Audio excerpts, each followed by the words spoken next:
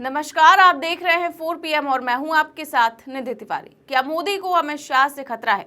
क्या अमित शाह ही मोदी के सबसे बड़े दुश्मन हैं? क्या कुर्सी के लिए अमित शाह मोदी की पीठ पर छुरा भोंकेंगे? मोदी के साए की तरह चलने वाले अमित शाह क्या मोदी को राजनीतिक रूप से ठिकाने लगाना चाहते हैं? कहते हैं कि हमें तो अपनों ने लूटा, गैरों में कहां दम था। मेरी कश्ती वहां डूबी जहां पानी कम था। इतिहास गवाह है कि समय समय पर सत्ता की लालच में लोगों ने अपनों तक का खून बहाया है। खुद भारत की धरती पर भी ऐसा कई बार हुआ है। साल 1757 में मीर जाफर ने सत्ता की लालच में प्लासी के युद्ध में बंगाल के नवाब सिराजुद्दौला को धोखा देकर ब्रिटिश सेना के कमांडर रॉबर्ट क्लाइव के साथ गुप्त समझौता कर लिया था। यही कारण है कि मीर जाफर को एक गद्दार के रूप में जाना जाता है। लेकिन आज के टाइम में क्या अमित शाह मोदी के लिए मीर जाफर बन गए हैं?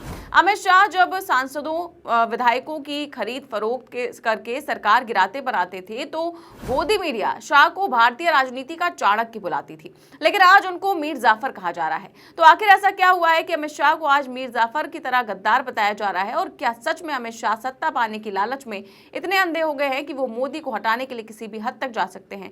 सब कुछ बताएंगे आपको इस वीडियो में। तो मोदी शाह के बीच फूट डालने वाला कोई और नहीं बल्कि पश्चिम बंगाल की मुख्यमंत्री ममता बनर्जी है, जिन्होंने कोलकाता में बुधवार को कहा कि केंद्रीय गृह मंत्री अमित शाह कार्यवाहक प्रधानमंत्री की तरह बर्ताव कर रहे हैं। उन्होंने कहा कि प्रधानमंत्री नरेंद्र मोदी शाह पर ज्यादा भरोसा न करें। उन्होंने शाह की तुलना मीर जाफर से की। सीएम ने ये बयान ओडिशा के कटक में 5 अक्टूबर को दुर्गा पूजा विसर्जन के दौरान हुई हिंसा और बिहार में एसआईआर को लेकर दिया था। ममता ने कहा था कि कटक में हालात बहुत खराब है। भाजपा और बजरंग दल की वजह से वहां सांप्रदायिक हिंसा हुई है।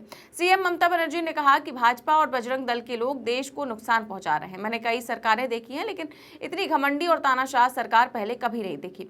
उन्हें याद रखना चाहिए कि आज वो सत्ता में है, लेकिन कल नहीं भी हो सकते हैं। कुछ भी हमेशा के लिए नहीं रहता। 15 दिन में एसआईआर कैसे हो सकता है? इसके अलावा ममता ने एक बयान और दिया जिसकी सबसे ज्यादा चर्चा हो रही है। ममता ने कहा कि शाह एक दिन मोदी की मीर जाफर बनेंगे। चुनाव आयोग जो भी कुछ भी कर रहा है वो अमित शाह के इशारे पर कर रहा है। दुख की बात यह है कि प्रधानमंत्री को ये सब पता है। They should remember today they are in power, tomorrow may not be. Nothing is permanent. Meeting करके उसको लीडर आके बोलता है बंगाल में हम कয়েক लाख वोट का नाम बांट देंगे। आप कहिए अभी national calamity, rainy season, festival, इसमें 15 दिन का अंदर एसआईआर थोड़ा ही होता है, सबको नाम तुलना पड़ेगा। ये क्या सोचता है ये लोग? बीजेपी का पार्टी का कमीशन होगा ना, commission for democratic rights, civic rights of the people होगा। ये पूरा अमित शाह का खेल है। उन्होंने तो एक्टिंग प्राइम मिनिस्टर का मामले काम करते हैं, but prime minister knows everything. I am sorry to say we can request the prime minister, don't trust Amit Shah always. एक दिन वो आपका बड़ा मिर्जाफर हो जाएगा, पहले से ख्याल कीजिए। मॉर्निंग शो कर दी। Thank you so much. अब देखिए, ममता का सारा हमला चुनाव आयोग और एसआईआर को लेकर था, लेकिन इसी बीच उन्होंने ये भी कह दिया कि शाह एक दिन मोदी की मीर जाफर बनेंगे। अब देखिए, बंगाली अपने इतिहास को समझते हैं और यहाँ मीर जाफर का जिक्र 1797 की प्लासी युद्ध से लिया गया है। इस युद्ध में बंगाल के नवाब सिराजुद्दौला का मुकाबला ब्रिटिश ईस्ट इंडिया कंपनी से हुआ था। नवाब की सेना के प्रमुख मीर जाफर ने ब्रिटिश सेना के कमांडर रॉबर्ट क्लाइव के साथ गुप्त समझौता कर लिया था। इस समझौते के तहत मीर जाफर ने युद्ध के दौरान सिराजुद्दौला को धोखा दिया और अपनी सेना को युद्ध में पूरी तरह भाग लेने से रोक दिया। इसका नतीजा ये हुआ कि सिराजुद्दौला की हार हुई और ब्रिटिश ईस्ट इंडिया कंपनी ने बंगाल पर कब्जा कर लिया। इस जीत ने भारत में ब्रिटिश साम्राज्य की नींव रखी। अब समझने की जरूरत यह है कि ममता ने ऐसा बयान क्यों दिया है। क्या ये जो वोट चोरी का पूरा खेल चल रहा है ये मोदी का नहीं, अमित शाह का खेल है? क्या 2024 में जो नतीजा आया और मोदी को बनारस में हारते हारते जिताया गया, क्या उसमें शाह का खेल था? आपने अक्सर किसी थ्रिलर वेब सीरीज में देखा होगा कि असली खिलाड़ी वही निकलता है जिस पर सबसे कम शक किया जाता है। तो क्या मोदी को भी कुर्सी से बेदखल करने में सबसे बड़ा हाथ अमित शाह का होने वाला है? ऐसे में सवाल उठता है कि आखिर अमित शाह क्यों मोदी को सत्ता से हटाने का खेल खेलेंगे? क्या अमित शाह के पास सत्ता पाने के लिए मोदी को धोखा देने के अलावा कोई और ऑप्शन नहीं बचा है? दरअसल देखिए, हम ये सब जानते हैं कि अमित शाह और नरेंद्र मोदी भारतीय राजनीति के लिए मुन्ना सर्किट की वो जोड़ी है जो अपने फायदे के लिए पूरे देश को चूना लगाती आई है। ये जोड़ी कोई 2014 से नहीं बनी, बल्कि साल 1982 में संघ की शाखा में पहली बार अमित शाह और नरेंद्र मोदी की मुलाकात हुई थी। साल 1987 से अमित शाह और मोदी गली गली जाकर पार्टी का प्रचार किया करते थे, पर्चे बांटते थे, पोस्टर चिपकाते थे। दोनों एक स्कूटर पर शहर का दौरा करते थे। अमित शाह स्कूटर चलाते थे जबकि मोदी स्कूटर के पीछे बैठे होते थे। दोनों लोग देश पर एक दिन राज करने का सपना देखते थे। तभी से दोनों की दोस्ती गहरी हुई।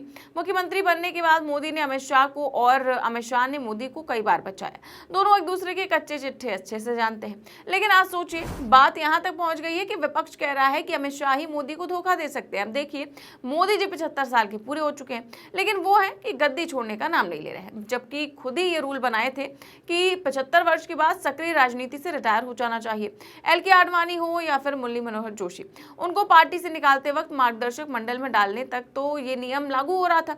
लेकिन जब मोदी खुद 75 के हुए तो वो अपना ही बनाया रूल भूल गए। विपक्ष तो हर दिन उनको याद दिलाता है, लेकिन फिर भी मोदी गद्दी छोड़ने को तैयार नहीं है। अब देखिए, जब भी मोदी के बाद कौन की बात आती है तो अमित शाह का नाम उसमें सबसे ज्यादा ऊपर आता है।